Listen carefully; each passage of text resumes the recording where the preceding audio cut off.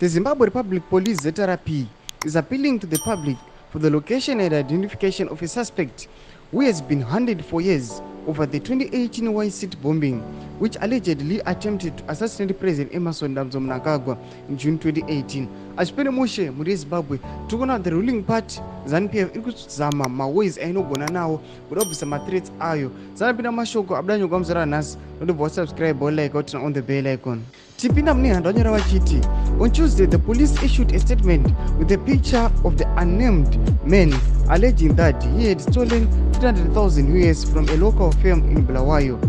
$10,000 is being offered to anyone who will give credible information on the identity and location leading to the arrest of the suspect. One of poster a picture sera muri kuona iro a statement inoratidza yakabudiswa nemapurisa vari kutsvaka and the identification of that guy who ari paside to the left. Muri yeZimbabwe ndo nyaya iri panapa yatiri aiwa the ruling party zvamuri kuona kuti pane mapower struggles ari kuitika with the ruling party. Vanyatsa kuona mathreats avo kuti aiwa this guy akaramba asingazivi kamwe asina kuexposewa zvinogona kudzokera zvekare.